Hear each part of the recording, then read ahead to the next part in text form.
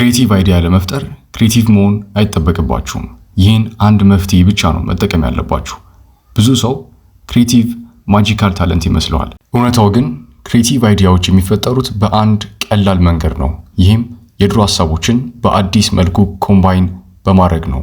ያሳያችሁ ስቲቭ ጆብስ ስልክን፣ ተች ስክሪንን እና ኢንተርኔትን አልፈጠረም። ሶስቱንም ኮምባይን አድርጎ አይፎንን ነው የፈጠረው። ሼክስፒር የድሮ መጽሐፎችን በመግዛት እያሻሻለ ሳላቸው።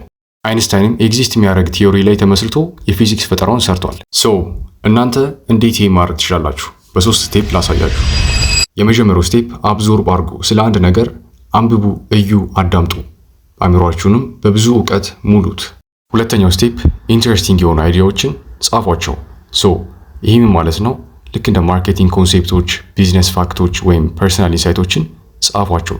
ሶስተኛው ስቴፕ ደግሞ ኮኔክሽኖችን ፈልጉ። ራሳችሁን እንዴት ይህን ነገር ሚክስ ማድረግ ይችላለሁ፣ ሚክስ ካረኩት በኋላስ ምን ይፈጠራል ብላችሁ በመጠየቅ ፈጠራ እዚህ ላይ ይጀምራል ማለት ነው። ፎር ኤግዛምፕል ጄምስ ዳይስን መውሰድ እንችላለን። ክሊኒንግ ኮንሴፕትን ወስዶ ከሜካኒክስ ኦፍ ሳይክሎን ጋር ሚክስ በማድረግ የመጀመሪያውን ቦርሳ የሌለው ቫኪዩም መመስረት ወይም መፍጠር ችሏል ማለት ነው። አያችሁ፣ ክሬቲቪቲ ማለት ኦሪጂናሊቲ ማለት ሳይሆን የሆነ ነገርን ሪኮምባይን በማድረግ መፍጠር ነው። ቤስት ፓርቱ ምንድነው ካላችሁኝ፣ አሁኑኑ ያለምንም ነገር መጀመር የምችሉት ነገር ነው።